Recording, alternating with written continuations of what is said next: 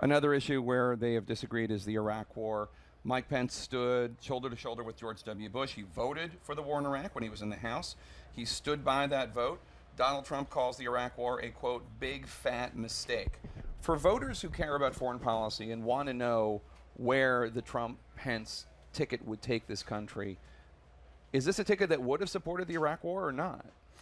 You'd have to ask them. I mean, look, I think that what it does show is that Donald Trump is willing to be challenged by other people.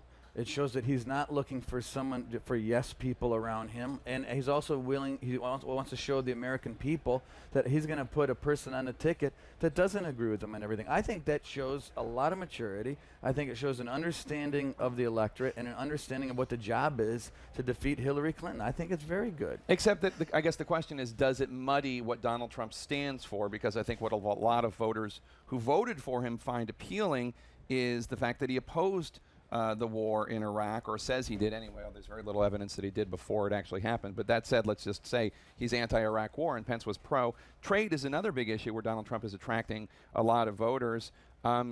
He said about the Trans-Pacific Partnership, the Trans-Pacific Partnership is another disaster done and pushed by special interests who want to rape our country. Just a continuing rape of our country, very strong words. Some might say offensive, rape victims. Take a look at what Mike Pence has said about TPP. He tweeted, "Trade means jobs, but trade also means security.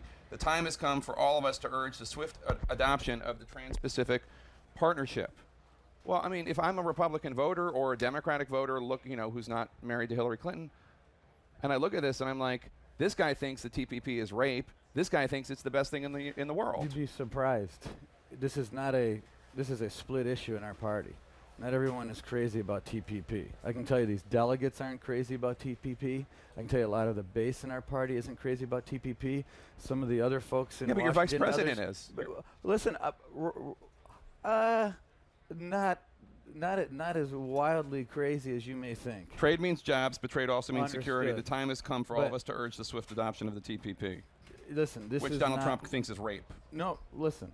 Well, that's true. And what I'm saying to you is that some folks in our party like TPP, some don't.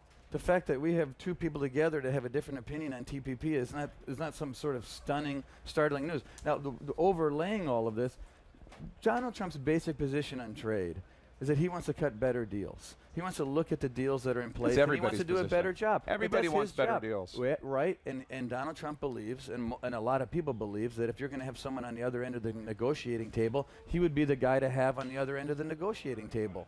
His strength and his negotiating ability and his desire to do better is his most important position on trade. And that's what he's always said. And again, I don't think it's a bad thing that we got two people that have different opinion on TPP. Donald Trump said that he picked Mike Pence because he wants to unify the party. By the way, when you said your VP, I thought you were talking about Paul Ryan. When I said, not quite. So I wasn't sure you were talking about Pence. So I'm sorry. Okay. You need to get your mind into No. the 2016 nominee. No. I know your heart's in Wisconsin. My friend Paul, and that's what I thought you were referring to. Well, they have the same position on TPP. Mike Pence and Paul Ryan, they're both not 100% the same.